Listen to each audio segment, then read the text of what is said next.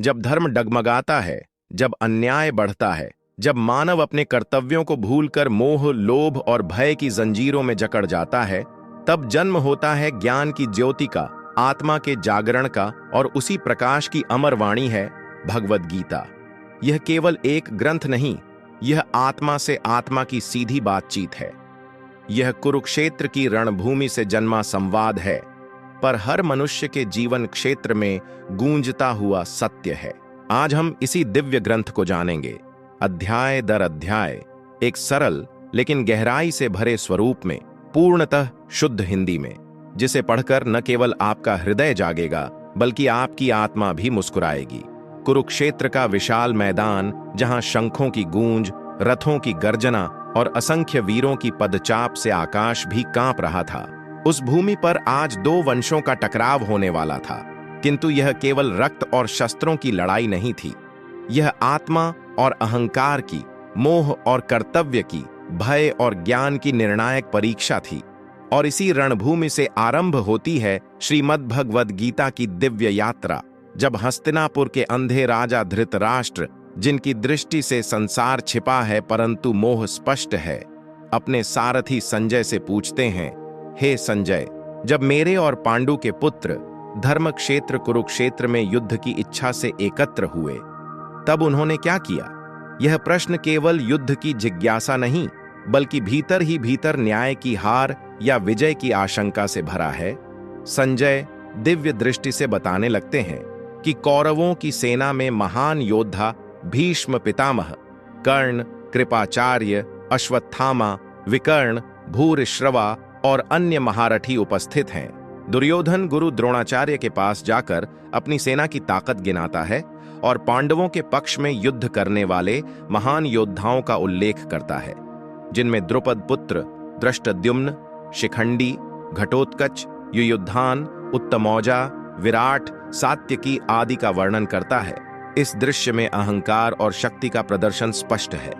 तभी सभी योद्धा अपने अपने शंख बजाते हैं और पृथ्वी आकाश गूंज उठता है। पांडवों की ओर से श्री कृष्ण, जो अर्जुन के सारथी हैं, पांचजन्य शंख बजाते हैं, अर्जुन देवदत्त बजाते हैं, भीम पौंड्र नामक शंख बजाते हैं। अन्य योद्धा भी अपने अपने विशेष शंखों से युद्ध की घोषणा करते हैं। तब अर्जुन श्री कृष्ण से कहते हैं, हे अच्युत, कृपया मेरा रथ दोनों सेनाओं के बीच ले जाइए, जिससे मैं इन योद्धाओं को देख सकूं जिनसे मुझे युद्ध करना है।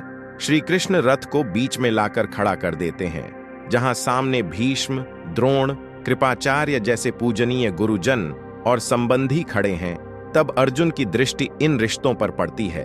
वह विचलित हो जाता है, उसका शरीर कांपने लगता है, गांडीव हाथ से गिरने लगता है और वह श्री कृष्ण से कहता है, हे माधव, मेरे अंग शिथिल हो रहे हैं, मुख सूख रहा है, हृदय धड़क रहा है, मुझे युद्ध नहीं करना है, ये सभी मेरे अपने हैं, मैं इनका वध करके कैसा सुख पाऊंगा? भले ही वे युद्ध के लिए तैयार हों, पर मैं क्यों हिंसा करूं? क्या राज्य और सुख के लिए अपनों की हत्या न्याय संगत है? अर्जुन अपने विचारों में उलझता जाता है। वह कहता है कि अगर मैं युद्ध करूं और ये सब मारे जाएं, तो कुल का विनाश होगा, धर्म नष्ट होगा, स्त्रियां भ्रष्ट होंगी, वर्ण संकर उत्पन्न होंगे, पितरों का श्राद्ध रुकेगा और अधर्म फैल जाएगा। क्या राज्य पाने की यह कीमत है? हे केशव, मैं युद्ध नहीं कर सकता, मैं अपने शस्त्र त्याग देता हूं, मैं अपने शत्रुओं के हाथों बिना प्रतिरोध मारे जाने को भी तैयार हूं। यह सुनकर श्री कृष्ण मौन रहते हैं। वे अर्जुन के भावों को समझते हैं, पर प्रतिक्रिया नहीं देते, क्योंकि यह केवल युद्ध भूमि नहीं, यह अर्जुन के अंतःकरण की परीक्षा है। यही अर्जुन विषाद योग है, जहां एक वीर योद्धा जो अनेक युद्धों में अपराजेय रहा है, आज अपनों के सामने अपने ही भीतर हार गया है। उसका मन मोह, करुणा, कर्तव्य और धर्म के जाल में फंस गया है और वह श्री कृष्ण के चरणों में गिरकर कहता है, मैं आपका शिष्य हूं, कृपया मुझे बताइए कि मेरा कर्तव्य क्या है। अब मेरे लिए कोई मार्ग स्पष्ट नहीं है। युद्ध से पीछे हटना उचित है या धर्म का पालन करके युद्ध करना? यह अध्याय केवल एक युद्ध की शुरुआत नहीं, बल्कि एक चेतना की शुरुआत है, जहां एक योद्धा मोहग्रस्त होकर आत्मज्ञान की खोज में प्रवृत्त होता है और इस शून्यता में ही श्री कृष्ण उस दिव्य उपदेश की तैयारी करते हैं जो आगे चलकर संपूर्ण मानवता के लिए अमर ग्रंथ बनता है। श्रीमद् भगवद गीता। जब धर्म डगमगाता है, जब अन्याय बढ़ता है, जब मानव अपने कर्तव्यों को भूलकर मोह, लोभ और भय की जंजीरों में जकड़ जाता है, तब जन्म होता है ज्ञान की ज्योति का, आत्मा के जागरण का, और उसी प्रकाश की अमर वाणी है भगवद गीता। कुरुक्षेत्र की भूमि पर अर्जुन का शरीर थर-थर कांप रहा था। उसका मन मोह से भर चुका था। वह अपने धनुष गांडीव को त्याग चुका था और युद्ध के भय से आकुल होकर श्री कृष्ण के चरणों में गिरकर कहता है, हे गोविंद, मैं युद्ध नहीं कर सकता। मेरा मन भ्रमित हो चुका है। मेरे भीतर कोई स्पष्टता नहीं है कि क्या उचित है और क्या अनुचित। कृपया आप ही मुझे बताइए कि मेरा कर्तव्य क्या है। मैं आपके चरणों में उपस्थित होकर शिष्यत्व ग्रहण करता हूं। यह वाक्य केवल एक योद्धा की हार नहीं, यह आत्मा का आत्मा से निवेदन है। श्री कृष्ण मुस्कुराते हैं, उनका वह कोमल मुखमंडल गंभीर हो उठता है। वे कहते हैं, हे अर्जुन, इस विषम समय में यह कायरता कहां से आ गई है? यह तुझ पर शोभा नहीं देती, न स्वर्ग दिलाएगी, न यश।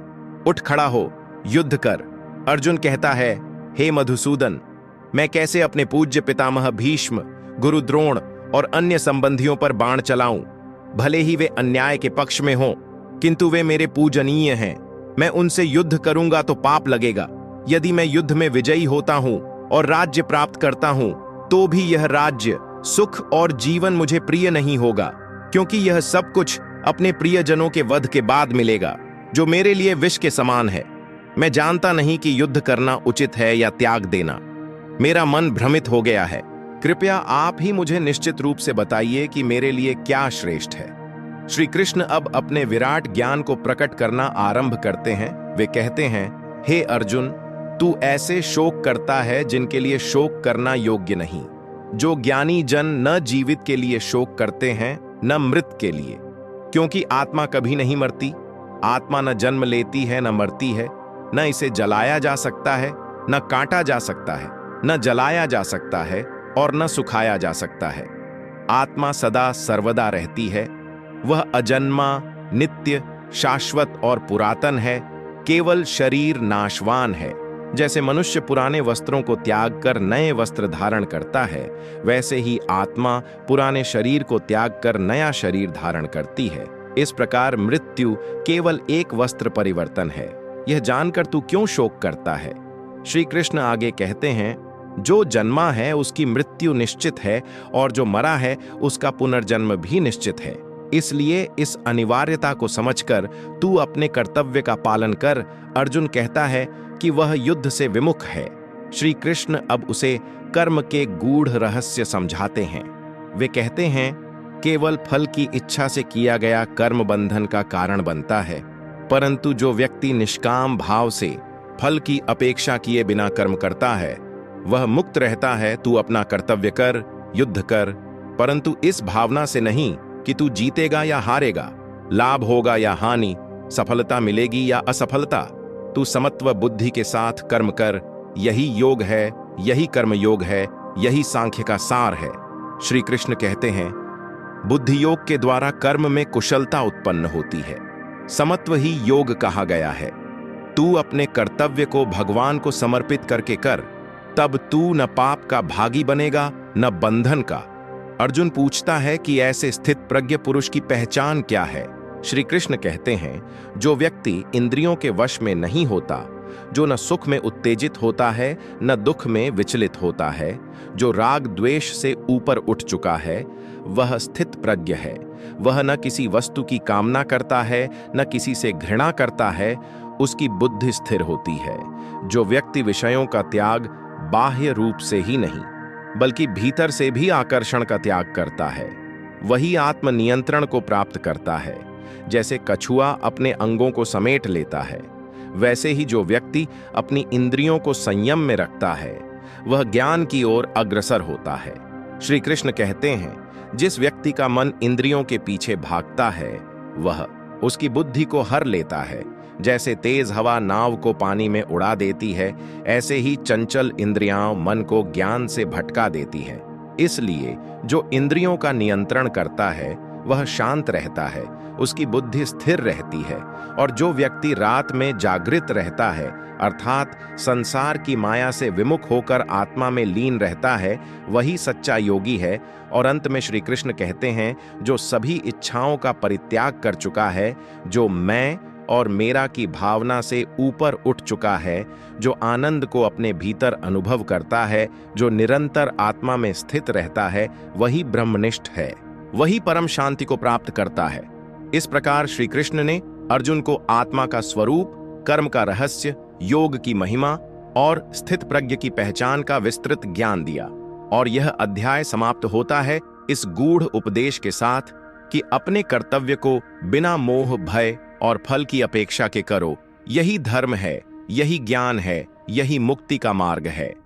कुरुक्षेत्र की रणभूमि में जब श्री कृष्ण ने आत्मा के अमर स्वरूप, स्थित प्रज्ञ की अवस्था और ज्ञान योग का उपदेश दिया, तब अर्जुन के मन में एक गूढ़ प्रश्न उत्पन्न हुआ। वह श्री कृष्ण से पूछता है, हे जनार्दन, यदि आप यह कहते हैं कि ज्ञान कर्म से श्रेष्ठ है, तो फिर मुझे इस भीषण युद्ध रूपी कर्म में क्यों प्रवृत्त कर रहे हैं? यदि आत्मा अमर है और बुद्धि योग ही मोक्ष का मार्ग है, तो फिर हिंसा के पथ पर क्यों ले जा रहे हैं? मेरा चित्त अभी भी भ्रमित है। कृपया मुझे एक ही मार्ग स्पष्ट रूप से बताइए, जिससे मैं कल्याण को प्राप्त कर सकूं। तब श्री कृष्ण इस अध्याय में विस्तार से कर्मयोग का रहस्य समझाते हैं। वे कहते हैं, हे अर्जुन, इस संसार में द्वैत रूप से दो प्रकार के मार्ग बताए गए हैं। एक सांख्य योग अर्थात ज्ञान मार्ग, जो उन लोगों के लिए है जो बुद्धि से आत्मा को पहचानने में रत हैं, और दूसरा कर्म योग, जो उन लोगों के लिए है जो सक्रिय जीवन में रहते हुए भी मोक्ष की कामना रखते हैं, केवल ज्ञान को पकड़कर कर्म से विमुख होना, वह भी तब जब अंतःकरण शुद्ध न हुआ हो। यह न तो मोक्ष दिलाता है और न संसार के कर्तव्यों से मुक्त करता है। श्री कृष्ण कहते हैं, कोई भी व्यक्ति क्षण भर भी बिना कर्म के नहीं रह सकता। प्रकृति के गुणों से प्रेरित होकर सभी प्राणी किसी न किसी प्रकार का कार्य करते रहते हैं। यहाँ तक कि जो कर्म का त्याग करता है, उसका मन फिर भी कर्म में लगा रहता है। इसलिए जो व्यक्ति भीतर से वासनाओं का त्याग नहीं करता, पर बाहर से विरक्त बना रहता है, वह मिथ्याचारी कहा गया है। जो इंद्रियों को वश में रखकर मन, बुद्धि और आत्मा से कर्म करता है, वही श्रेष्ठ योगी है। इसलिए हे अर्जुन, तू कर्म कर, क्योंकि कर्म करना ही तेरा धर्म है। श्री कृष्ण आगे समझाते हैं कि इस संसार की सृष्टि भगवान ने यज्ञ के साथ की। उन्होंने कहा कि यज्ञ के द्वारा देवताओं को तुष्ट करो और देवता तुम्हें आवश्यक वस्तुएं प्रदान करेंगे। इस प्रकार परस्पर सहयोग से संसार चलेगा। जो व्यक्ति केवल अपने लिए भोग करता है और यज्ञ नहीं करता, वह पाप का भक्षक है। ज्ञानी पुरुषों को चाहिए कि वे अज्ञानी लोगों के सम्मुख अपने कर्मों से उत्तम आचरण प्रस्तुत करें। वे स्वयं को कर्म से विरक्त दिखाकर दूसरों को भ्रमित न करें, क्योंकि यदि श्रेष्ठ पुरुष ही कर्म का त्याग कर देंगे तो सामान्य जन क्या करेंगे? श्री कृष्ण स्वयं का उदाहरण देते हुए कहते हैं, हे अर्जुन, मैं यदि कर्म न करूं तो ये तीनों लोक नष्ट हो जाएंगे। मैं यद्यपि अनासक्त हूं, फिर भी कर्म करता हूं, क्योंकि मुझे लोक संघार्थ अर्थात लोक की रक्षा करनी है।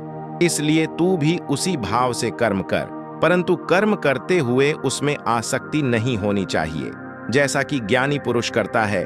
अर्जुन पूछता है, हे मधुसूदन, फिर ऐसा क्यों होता है कि मनुष्य अनेक बार अपनी इच्छा के विरुद्ध पाप करता है, जैसे कोई उसे बलात् उस ओर खींच लेता हो?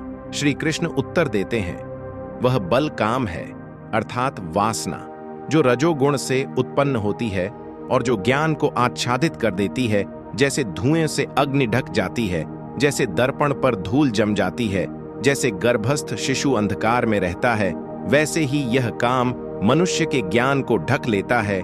यह काम ही क्रोध रूप में परिवर्तित होकर शत्रु बन जाता है। इसलिए हे अर्जुन, तू इस काम को प्रारंभ में ही जीत ले, इंद्रियों को वश में कर और आत्मा में स्थित होकर इस शत्रु को नष्ट कर। श्री कृष्ण कहते हैं कि इंद्रियां मन से श्रेष्ठ हैं, मन से बुद्धि श्रेष्ठ है और बुद्धि से आत्मा श्रेष्ठ है। जब आत्मा में स्थित होकर मनुष्य इंद्रियों और मन को वश में कर लेता है, तब वह काम को जीत सकता है। यह कर्म योग का सार है। कर्म करो, पर फल की आशा छोड़कर, मोह से रहित होकर और इस भावना से कि यह भगवान को समर्पित है, तभी कर्म बंधन नहीं बनता। श्री कृष्ण कहते हैं कि तू युद्ध कर, परंतु इस भाव से नहीं कि विजय चाहिए, बल्कि इस समझ से कि यह तेरा धर्म है, यह तेरे कर्म क्षेत्र में तेरा उत्तरदायित्व है, और जब तक तू कर्म करेगा तब तक ही तू धर्म और मोक्ष की ओर अग्रसर होगा। यह अध्याय न केवल अर्जुन को युद्ध के लिए प्रेरित करता है, बल्कि प्रत्येक मानव को उसके जीवन के कर्मों की पवित्रता की ओर निर्देशित करता है। यह बताता है कि केवल निष्क्रियता, विरक्ति या ज्ञान का मुखौटा पहनकर संसार से भागना समाधान नहीं है। समाधान है कर्म में योग, कर्म में भक्ति और कर्म में समर्पण। जब अर्जुन ने श्री कृष्ण से कर्मयोग का गूढ़ ज्ञान सुना और यह समझा कि केवल कर्म करते हुए भी मोक्ष की प्राप्ति संभव है, तब उसका हृदय कुछ शांत हुआ। परंतु अब श्री कृष्ण उसे कर्म के साथ साथ उस ज्ञान की भी महिमा बताते हैं जो मनुष्य को सम्यक दृष्टि, समता और आत्म साक्षात्कार की ओर ले जाता है। वे कहते हैं, हे अर्जुन, यह जो ज्ञान मैं तुझे अभी दे रहा हूं वह कोई नया नहीं है। यह सनातन ज्ञान है जिसे मैंने प्राचीन काल में सूर्यदेव व्यवस्वान को दिया था। व्यवस्वान ने यह ज्ञान मनु को दिया और मनु ने इक्ष्वाकु को। इस प्रकार यह राजर्षियों के माध्यम से चलता रहा, परंतु कालांतर में यह योग नष्ट हो गया और अब मैं इसे तुझे बता रहा हूं, क्योंकि तू मेरा भक्त है, मेरा मित्र है, और यह ज्ञान केवल श्रद्धा और भक्ति से ही प्राप्त होता है। अर्जुन चकित होकर पूछता है, हे कृष्ण, आप तो इस जन्म में मेरे समकालीन हैं। आपने यह ज्ञान सूर्य को कैसे दिया जो आपसे पहले प्रकट हुए? तब श्री कृष्ण मुस्कुराकर कहते हैं, हे अर्जुन, तू और मैं अनेक बार जन्मे हैं। तुझे वे स्मरण नहीं, परंतु मुझे सब याद है। मैं जब जब धर्म की हानि और अधर्म की वृद्धि होती है तब तब अवतार लेता हूं। सज्जनों की रक्षा और दुष्टों के संहार के लिए तथा धर्म की स्थापना के लिए मैं युग युग में प्रकट होता हूं। जो पुरुष मेरी इस दिव्य उत्पत्ति और कर्मों को तत्व से जानता है, वह इस देह का परित्याग कर पुनर्जन्म को प्राप्त नहीं करता, वह मुझे प्राप्त होता है। श्री कृष्ण आगे कहते हैं, जो लोग मुझे भिन्न भिन्न भावों से भजते हैं, मैं उन्हें उसी भाव में प्राप्त होता हूं। सबका मार्ग अंततः मेरी ओर ही आता है। कुछ लोग कर्म से मोक्ष की ओर जाते हैं, कुछ ज्ञान से और कुछ भक्ति से। सबकी यात्रा एक ही शाश्वत सत्य की ओर होती है। वे बताते हैं कि यज्ञ ही कर्मों की पवित्रता है। कोई ज्ञान यज्ञ करता है, कोई तप यज्ञ, कोई इंद्रिय निग्रह का यज्ञ, कोई स्वाध्याय यज्ञ। सब यज्ञों का उद्देश्य आत्मा की शुद्धि है। जो लोग श्रद्धा से ज्ञान पूर्वक यज्ञ करते हैं वे पाप से मुक्त होते हैं, परंतु जो लोग बिना ज्ञान के कर्म करते हैं वे बंध जाते हैं। इसलिए श्री कृष्ण कहते हैं, हे अर्जुन, तू उस ज्ञान को प्राप्त कर। ज्ञान गुरु के पास विनय, सेवा और प्रश्नों के माध्यम से प्राप्त होता है। जब तू उस ज्ञान को प्राप्त करेगा तब तू देखेगा कि समस्त प्राणी एक ही आत्मा के रूप में हैं। तू स्वयं को सभी में और सभी को स्वयं में देखेगा। उस समय तू भ्रम से मुक्त हो जाएगा। जैसे अग्नि ईंधन को भस्म कर देती है, वैसे ही ज्ञान समस्त कर्मों को भस्म कर देता है। संसार में ज्ञान से बढ़कर पवित्र कुछ नहीं है। यह ज्ञान स्वयं में जागता है उस पुरुष में जो भक्ति करता है और आत्मा में स्थित होता है। श्रद्धावान, संयमित और कर्तव्यनिष्ठ व्यक्ति ज्ञान को प्राप्त करता है और ज्ञान प्राप्त कर वह शीघ्र ही परम शांति को प्राप्त करता है। परंतु जो अविश्वासी होता है, जो संदेह करता है, वह न इस लोक में सुखी होता है न परलोक में। इसलिए हे अर्जुन, तू संशय को छोड़, ज्ञान और भक्ति के पथ पर चल। इस ज्ञान के द्वारा अपने हृदय में उत्पन्न संशय को काट डाल और युद्ध के लिए खड़ा हो। यही तेरा धर्म है, यही कर्म है, यही मोक्ष का आरंभ है। इस प्रकार यह अध्याय यह सिद्ध करता है कि कर्म को छोड़ना नहीं है, परंतु उसे ज्ञान और समर्पण से करना है। निष्काम भाव और पूर्ण श्रद्धा से किया गया कर्म ही मोक्ष का मार्ग बनता है। श्री कृष्ण यहाँ ज्ञान की श्रेष्ठता को स्थापित करते हैं, पर केवल उस ज्ञान को जो विवेक से आता है, गुरु से प्राप्त होता है और आत्मा को प्रकाशित करता है।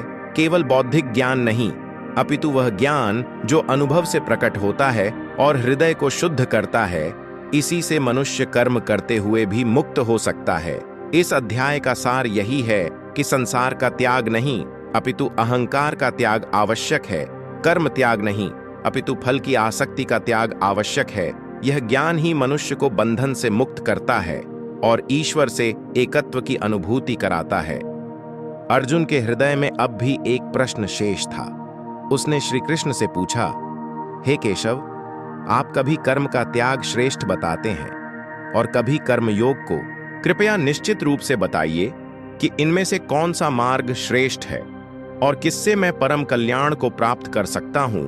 तब श्री कृष्ण मधुर मुस्कान के साथ कहते हैं, हे अर्जुन, कर्म का संन्यास और कर्मयोग दोनों ही मोक्ष के साधन हैं, परंतु इन दोनों में से कर्मयोग श्रेष्ठ है, क्योंकि वह सरल भी है, स्थायी भी है और जीवन के प्रत्येक स्तर पर व्यावहारिक भी है। कर्म का त्याग करके यदि कोई व्यक्ति मन से विषयों की इच्छा करता रहे तो वह सन्यासी नहीं कहलाता। केवल वस्त्र बदलना या वन में जाना सन्यास नहीं है। सच्चा सन्यास है कर्मों में लिप्त रहकर भी उनमें अनासक्त रहना। जो व्यक्ति बिना फल की कामना किए केवल कर्तव्य भाव से कर्म करता है, वही सच्चा सन्यासी है, वही सच्चा योगी है।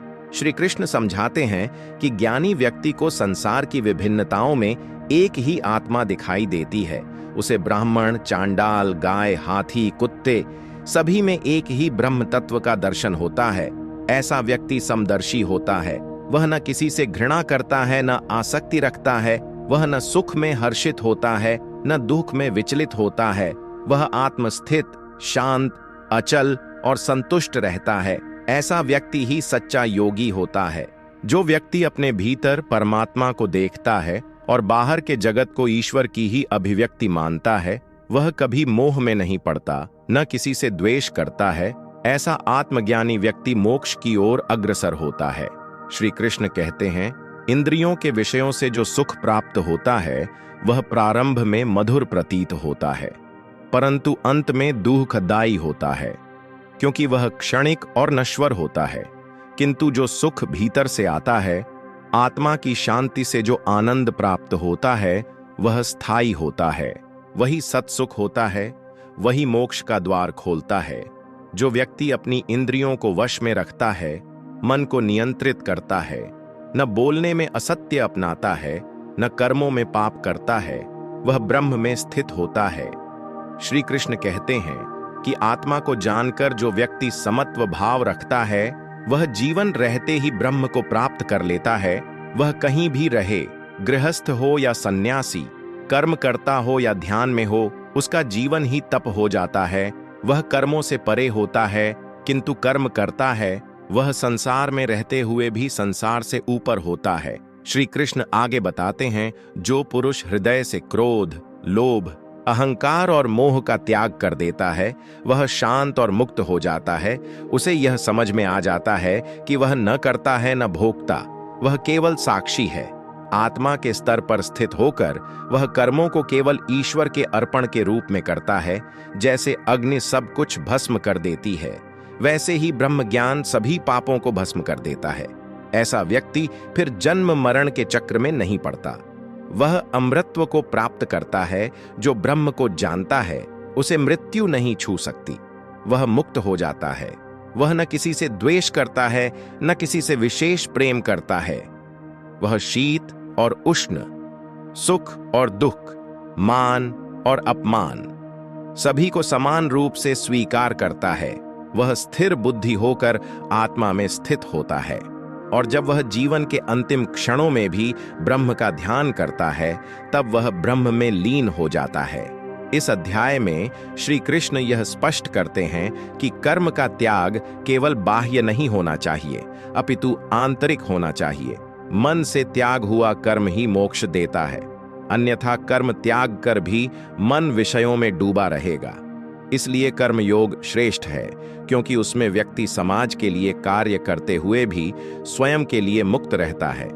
वह कर्तव्य करता है, पर फल की कामना से नहीं, और जब कामना नहीं रहती तो बंधन भी नहीं रहता। श्री कृष्ण कहते हैं कि जो पुरुष अपने संपूर्ण कर्मों को मेरी भक्ति में अर्पित करता है, वह मुझ में लीन हो जाता है, उसका जीवन ईश्वर की सेवा बन जाता है। वह सब प्राणियों में मुझे ही देखता है और स्वयं को सभी में देखता है। ऐसा समदर्शी योगी ब्रह्म के साथ एकाकार हो जाता है। हे अर्जुन, इसलिए तू भी कर्म कर, पर उसे समर्पण भाव से कर, मोह, आसक्ति और अहंकार से मुक्त होकर कर। यही कर्म का सच्चा संन्यास है, यही ज्ञान युक्त कर्म योग है, और यही मोक्ष की ओर जाने का सरलतम मार्ग है। जब अर्जुन ने कर्म योग और संन्यास के संबंध में श्री कृष्ण की वाणी सुनी और यह जाना कि समर्पण और अनासक्ति के साथ कर्म करना ही सच्चा संन्यास है, तब श्री कृष्ण उसे आगे उस योग का परिचय कराते हैं जो साधक को अंतर्मुखी बनाता है, जो इंद्रियों की चंचलता को शांत कर स्थिरता प्रदान करता है और अंततः आत्मा को परमात्मा से जोड़ता है। यही है ध्यान योग। श्री कृष्ण कहते हैं कि जो कोई भी बिना फल की इच्छा के अपने निर्धारित कर्तव्यों का पालन करता है, वही सच्चा सन्यासी है, वही सच्चा योगी है, न कि वह जो अग्नि का त्याग कर देता है या कर्मों से भागता है। क्योंकि त्यागी वही है जो कर्म करते हुए भी उसमें आसक्ति नहीं रखता। आरंभ में योगी को कर्तव्य करना चाहिए, क्योंकि कर्म शुद्धि का साधन है, और जब मन शुद्ध हो जाए तब योगी ध्यान में स्थित हो सकेगा। ध्यान योग का पथ तभी प्रशस्त होता है जब मन निर्मल और अंतःकरण स्थिर होता है। इसलिए श्री कृष्ण कहते हैं कि व्यक्ति को धीरे धीरे अभ्यास और वैराग्य से अपने चंचल मन को वश में करना चाहिए। योगी को अकेले शांत स्थान में एकाग्र होकर बैठना चाहिए, जहां न अत्यधिक प्रकाश हो न अंधकार। वहां वह आसन पर बैठकर शरीर, मन और प्राणों को स्थिर रखे, दृष्टि को भ्रूमध्य पर केंद्रित करे और समस्त बाह्य विषयों से मन को हटाकर केवल ईश्वर का स्मरण करे। श्री कृष्ण कहते हैं कि ऐसा योगी न तो अति आहार करता है, न उपवास करता है, न अति शयन करता है, न जागरण करता है। वह संयम में रहता है, और जब उसका चित्त आत्मा में रमण करता है, तब वह संसार के समस्त दुखों से मुक्त हो जाता है। जैसे दीपक की लौ बिना हवा के कंपन के स्थिर रहती है, वैसे ही योगी का मन जब ध्यान में स्थित हो जाता है, तब वह आत्म साक्षात्कार करता है। तब उसे अपने भीतर ही परमात्मा का अनुभव होता है। उस आनंद की तुलना संसार के किसी भी भौतिक सुख से नहीं की जा सकती। वह आत्म अनुभूति का सुख है, जो शाश्वत, अविनाशी और अमर होता है। ऐसे योगी को कुछ भी प्राप्त करना शेष नहीं रहता, वह पूर्ण हो जाता है। श्री कृष्ण आगे कहते हैं कि यह योग प्राप्त करने में समय और साधना की आवश्यकता होती है। मन बार बार भटकता है, परंतु निरंतर अभ्यास से उसे पुनः ध्यान में लाना ही साधक का कर्तव्य है।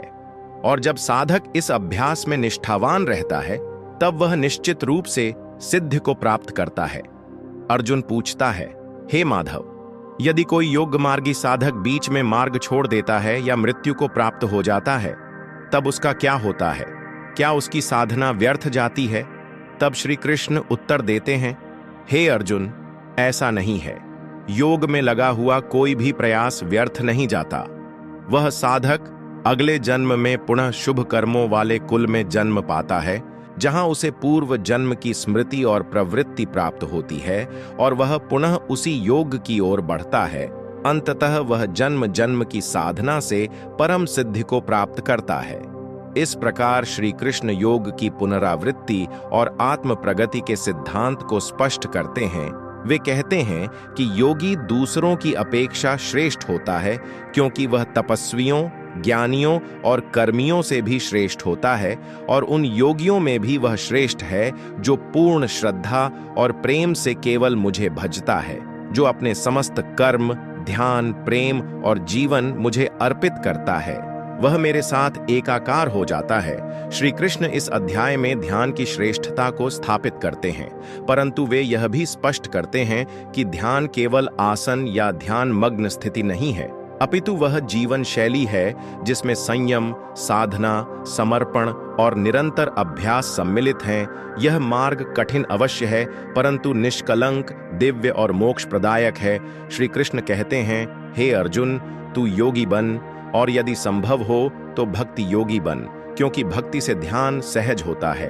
ध्यान से आत्मा शांत होती है और शांत आत्मा ही ब्रह्म में स्थिर हो पाती है।